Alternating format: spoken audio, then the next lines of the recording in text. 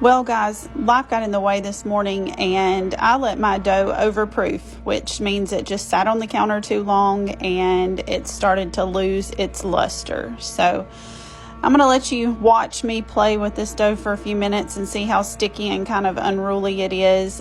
And then you can watch me turn this overproofed dough into some delicious focaccia that we're going to enjoy for lunch today. So typically I would turn this bowl up and gravity would just kind of do its thing. The dough would start to fall out of the bowl on its own and I would use my little bench scraper to just help it.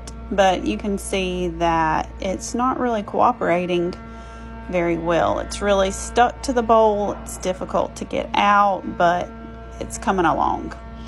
Usually with sourdough, you lightly dust your counter with flour and you don't have to put a whole lot of flour on your hands. It's pretty easy to work with if it's not overproofed, but you can see here that it's giving me a hard time. So this is about the point in time where I looked over at my husband and said, we got to do something different here. So I'm just going to let you continue to watch this process right here. Yeah, it's just not working. So we're going to move on to making some focaccia.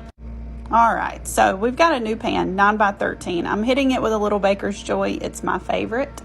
But then we're going to use olive oil for the flavor. So throw some olive oil in the bottom.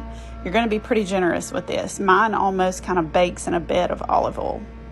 Then you're going to put your really sticky overproofed dough over into the 9x13. And you're just going to flatten it down a little bit. And we're going to put a towel over the top of this. And we're going to leave it on the counter to rest for another hour or two. I was getting ready to head to work. I left it on the counter until about 11 o'clock. And then I'll come in and bake it.